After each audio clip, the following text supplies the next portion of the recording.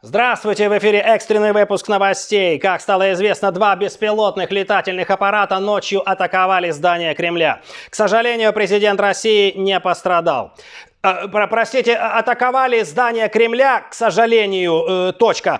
Президент России не пострадал. И у нас на прямой связи министр обороны Российской Федерации Сергей «Как-же-тактович» Шойгу. Сергей, как же так-тович, скажите, такое могло произойти? Ну, во-первых, Кожугетович, добрый день. А во-вторых, поводов для паники нет. Мы во всем разобрались, ситуация полностью контролируемая. Правда, кем именно она контролируется, мы пока не разобрались. Могу сказать одно, без внешнего вмешательства тут не обошлось. Кто-то явно слил врагу координаты нашего Кремля. Потому как до этой атаки о месте положения Кремля знали только 3 человека. Путин, я и Google Maps. А как вы думаете, можно ли это расценивать как личное покушение на Путина? Конечно. А кто, на ваш взгляд, мог это устроить? Украинцы? Вполне возможно. Хотя в России тоже полно желающих это сделать. Сам лично знаю 4 прекрасные люди. Скажите, а каким образом эти беспилотники долетели до Кремля? Тут все очень просто. У них есть моторчик и крылья. Эти 2 основных компонента и позволяют им летать. Нет, я имею в виду в принципе, каким образом они смогли долететь и остаться незамеченными нашими доблестными ПВО. А кто вам сказал, что наше доблестное ПВО их не заметило? Цели были обнаружены моментально. ПВО, как говорится, сработало на ура. Это как? Ну типа ура, оно все-таки сработало. Более того, сразу же по команде для подстраховки на купол Сенатского дворца был поднят весь личный состав в составе 2 человек. Да, кстати, многих интересует, что это были за люди.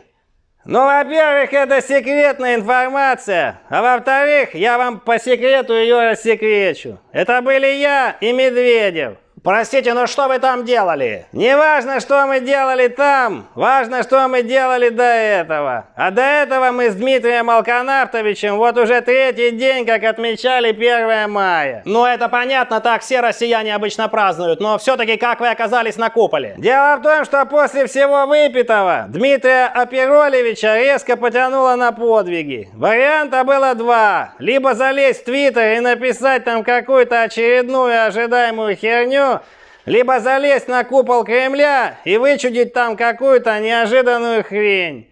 Мы остановились на 2-м варианте, так как он нам показался менее экстремальным. Вооружившись 2 фуфыриками, без закуски, мы медленно, но незамедлительно поднялись наверх. Дмитрий Атыкилович предложил устроить там одномоментный праздничный пересык. Что, простите? Ну типа, кто выше стеканет. Я предложил усложнить задачу и сделать это на брудершафт. Простите, что перебиваю вас, но какое это имеет отношение к беспилотникам? Непосредственное. В самый пиковый момент нашего, так сказать, струеплетства один из пролетающих мимо беспилотников попал под мощнейшую высокотоксичную струю Дмитрия Перегаровича, что, собственно, и привело к его мгновенному возгоранию. Как раз этот момент и попал на видео, которое случайно разлетелось по интернету ровно через 12 часов.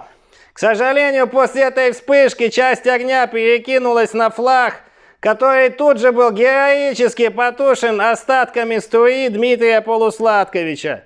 Таким образом, флаг был обмочен, но не запятнан. Димон, ты можешь заткнуться? У меня прямой эфир. Извините. Сергей, что за бредович? Скажите, а что произошло со 2-м беспилотником? Ну вот он как раз и был сбит нашим доблестным ПВО. Правда, последствия этого были намного серьезней. Что вы имеете в виду? В момент сбития один из осколков беспилотника упал в Ленинградской области и повредил высоковольтную линию электропередач. 2-й осколок долетел до Брянской области и пустил под откос целый железнодорожный состав. Ну а 3-й осколок, сам не понимаю как, оказался в Севастополе и частично полностью уничтожил нефтебазу в Казачьей бухте. Простите, но ведь эти события произошли за несколько дней до этого. Я в курсе, но других объяснений этому мы пока не придумали. Понятно. И последний вопрос. Через несколько дней состоится парад на Красной площади. После недавней атаки беспилотниками будут ли внесены какие-то корректировки? Но я думаю, те, кто пытались атаковать Кремль, какие-то корректировки 100% внесут. Поэтому я, как министр обороны, предпочел бы в этот день побыть дома. У Дмитрия Лимончеловича. О, тем более он не против.